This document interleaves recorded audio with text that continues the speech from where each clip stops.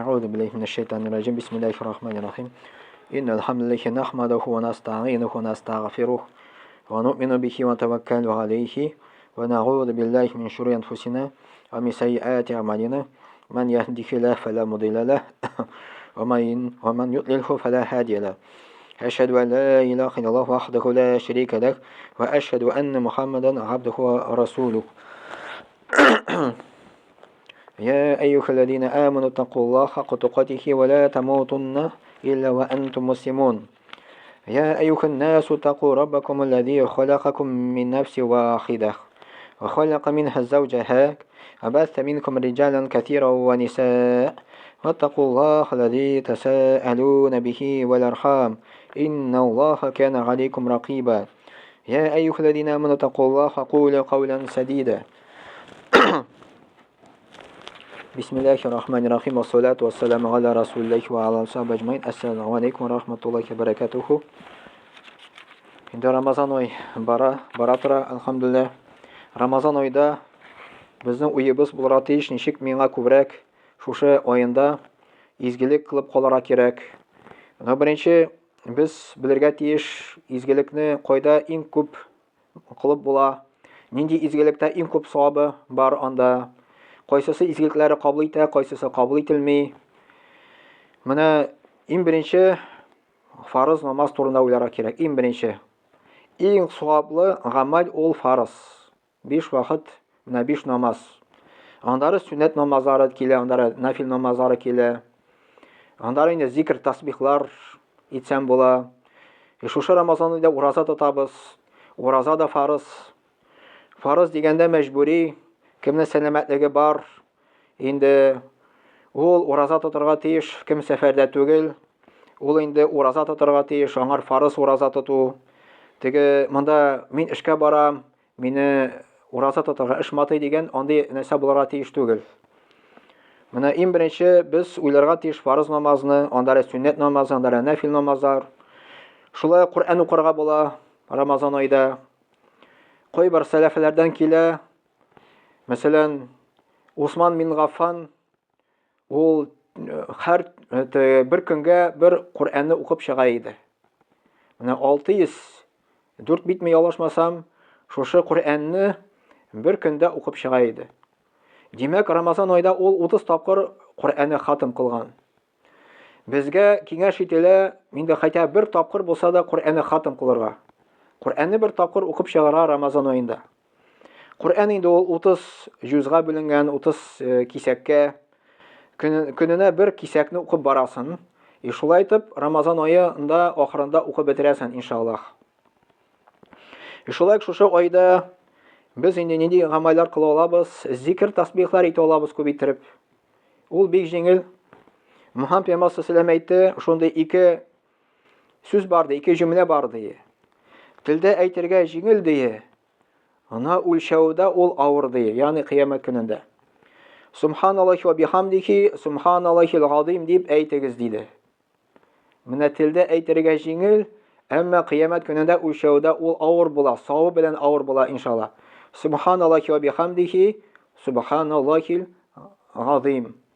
Ya'ni subhanallohi bihamdihi degan so'z Alloh taolo butun kimchiliklardan pok. Men uni maqtayman deb aytasin. Subhanallohil azim, men Alloh taolo buyuk Alloh taolo butun kimchiliklardan pok deb mana shunday so'zlar aytasin.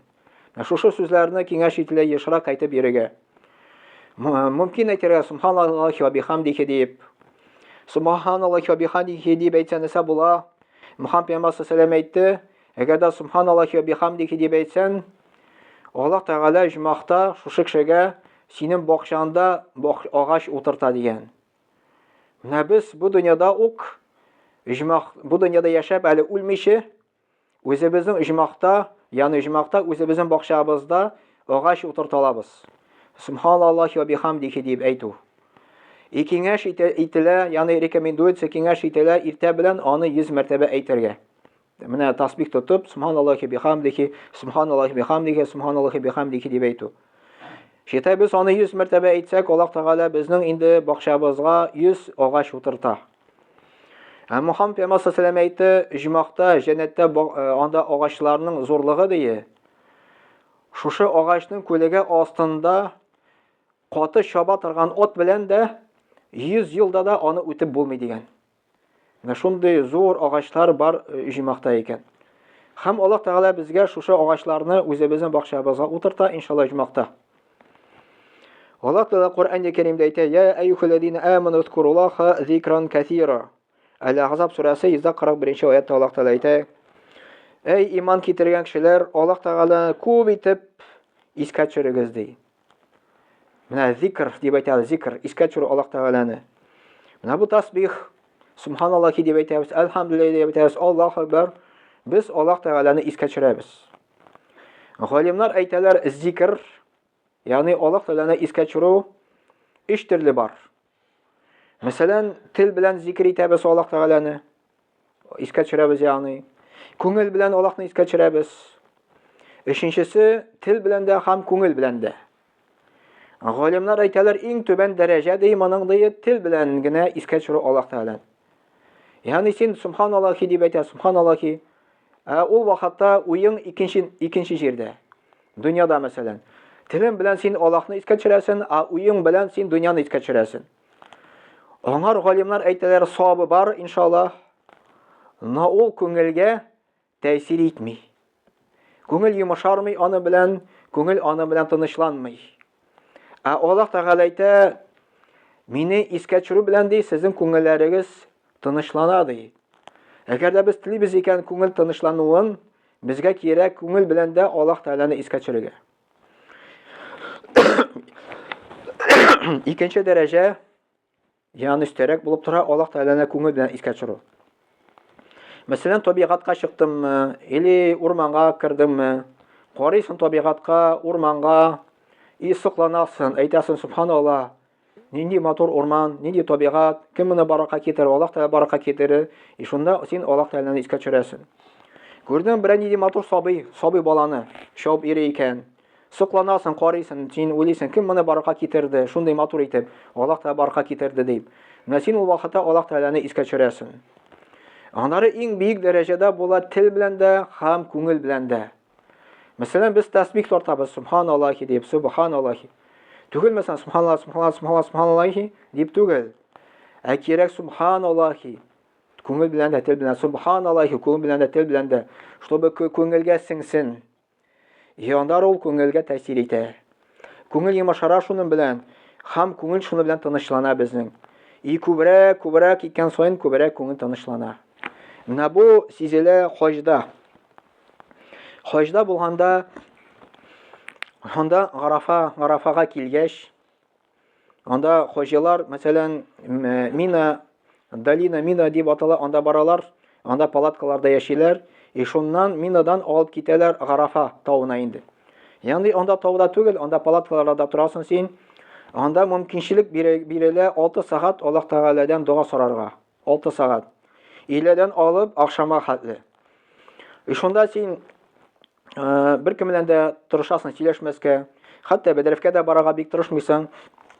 Күбрәк тырышасың дуа кылырга. Анда инде син үзең белән аласың список, дәфтәр. Шушы дуалар син язылган булырга тиеш инде. Ягъни анда хәтле барганча син уже әзер булырга тиеш, синең дуалар әзер булырга тиеш. Анда язасың үзеңне, язасың семьяңны, семья өчен нинди дуа кылырга дип, язасың күршеләреңне, туганнарны. Шунда бөтен списокларны укып чыгасың. Пока син шушы списокларны укып чыгасың, вакыт үтә, син Аллаһ белән бит инде күңел белән теге бәйле. 6 сагать буе син Аллаһ Тәгалә белән сөйләшеп, дуа кылып итәсең икән. Именно шушы 6 сагатьнең ахырында сизелә күңел йомшарып китә. Кайбер күрәсең кешеләр җылыйлар. Кайбер кешеләр анда теге кучаклашалар. Шул хәтле күңелгә рәхәтлек килә. 6 сагать буе син Аллаһ белән тәдәүләп кара әле. 6 сагать буе дөнья турында уйламыйчы. Ул сизелә күңелгә рәхәтлек килә. Күңелгә йомшаклык килә. Кайбер кешеләр аптырыйлар, кеше хаҗга баргач, шәп тагын кеше омтыла микән хаҗга дип, шундый зур бәягә. Лучше Турцияга барсын, мәсәлән, или Эмиратка барсын ял итәргә. Юк, анда хаҗга баргач, әлбәттә хаҗда анда тәнгә җиңел түгел. Анда эссе дә була. Анда кай вакытны давление да югары булып китә. Но күңелгә рәхәт. Безнең, мәсәлән, тәнебез ватанга омтылса да, күңелебез безнең Мәккәгә омтыла. Мәккә шәһәренә омтыла. Анда рәхәт, күңелгә рәхәт, дуга кыласың, син Аллаһ белән постоянно бәйле анда. Дөнья турында уйламыйсың анда. И Аллаһ Тәгалә күңелгә анда рәхәтлек бирә. Ул сизелә. Күңелгә Аллаһ Тәгалә тынычлык бирә. И күңел йомшара анда, анда 6 саат буе дуа кылганда. Монда да без шулай дип ит алабыз үзебезне Мәккәгә бармыйча да. Бигрәк тә менә Рамазан аенда ифтар алдыннан 1-15 минут калгач Аллаһтан дуга сорый алабыз. Рамазан ай буе да без намаз укыганда да сәҗдәдә дуга сорый алабыз. Төне буе намаз укып та без Аллаһ Тәгаләдән дуга сорый алабыз. И ул безнең күңелебез Аллаһ белән бәйләнә иншаллах, и безнең күңелебез тынычлана иншаллах. Шушы аятта Аллаһ Тәгалә әйтә: "Я иман китергән кешеләр" ди. Аллаһ Тәгаләне ешра күп итеп искә төшерегез ди. Андары Аллаһ Тәгалә әйтә: "Ва закирин Аллаһа катира ва закирати ахадда Аллаһу лакум магфирата ва аҗран азима." Әл-Ахзаб сүрәсе 35-нче аят. Аллаһ Тәгалә әйтә: "Азакирин Аллаһа катира ва закират." Ир кеше буламы? Хатын-кыз кеше буламы? Аллаһ Тәгаләне искә төшерә икән ди. Аллаһ Тәгалә шушы кешеләргә магфират әзерләде ди. Магфират Аллаһ Тәгаләнең гафуы. Аллаһ Тәгалә шушы кешене гафу итә, җәмәгатькә кертә иншаллах. Ва аҗран азима, бик зур, бик әҗирләр әзерләде ди. Аллаһ Тәгалә безгә шушы аятта, Коръән аятында әйтә: "Кем күп итеп Аллаһ Тәгаләне искә төшерә, Аллаһ Тәгалә шушы кешеләрне гафу итә" дигән сүз. Гафу итәм ди. Бик әҗир саваплар бирәм ди шушы кешегә ди. Ягъни телдә җиңел. Мәсәлән, син даже йокы алдыннан анда дугалар укып ятасың. Җиңел, аны өчен зур әҗирләр Аллаһ Тәгалә вәгъдә итә безгә. Мәчеткә киләбез. Аллаһ Тәгаләне зикр итәбез.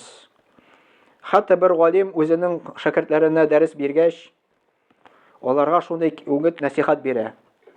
Хәзер сез өйләрегезгә кайтасыз ди. Кайтканда бергә кайтмагыз ди, аерым кайтыгыз ди.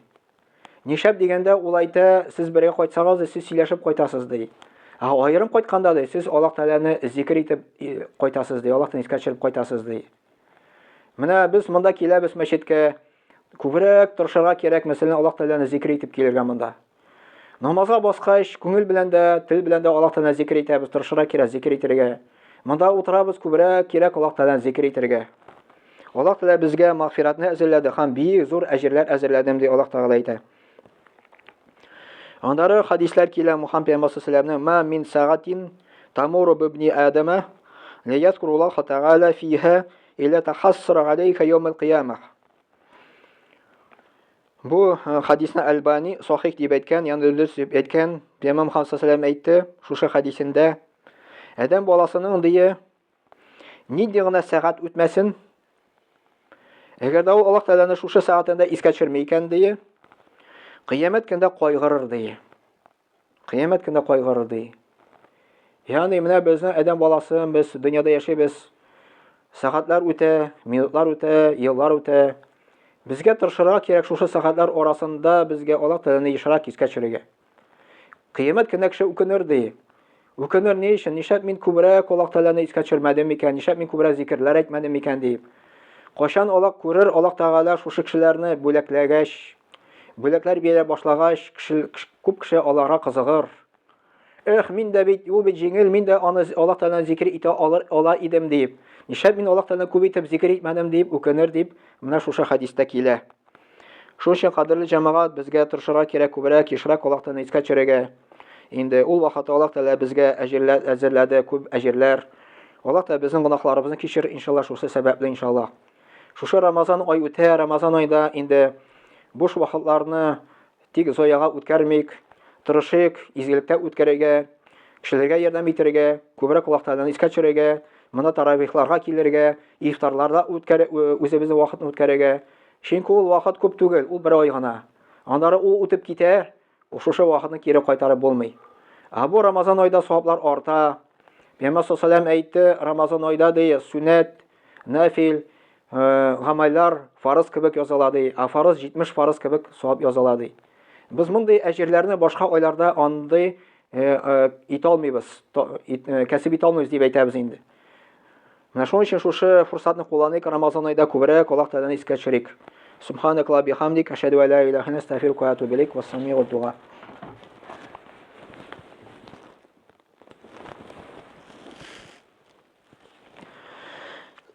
إن الله وملائكته يصلون على نبيه يا أيها الذين آمنوا صلوا عليه وسلموا تسليما اللهم صل على محمد وعلى آل محمد بعدد من صلى وصام اللهم بارك على محمد وعلى آل محمد بعدد من قعد وقام وصل وسلم عليه وعلى جميع الأنبياء والمرسلين وعلى ملائكتك المقربين وعلى آخر طاعتك أجمعين من أهل السماوات والأرضين وارحمنا واغشرنا معهم برحمتك يا أرحم الراحمين اللهم ارحم الخلفاء الراشدين آمين ومر المدينة الذين قضوا بالحق وكانوا يعدلون اللهم اغفر للمؤمنين والمؤمنات والمسلمين والمسلمات الأحياء منكم والأموات إنك مجيب الدعوات ورافع الدرجات منزل البركات وقاضي الحاجات برحمتك يا أرحم الراحمين اللهم انصر من نصر الدين واخذل من خذل الدين عباد الله إن الله يأمر بالعدل والإحسان وإيتاء ذي القربى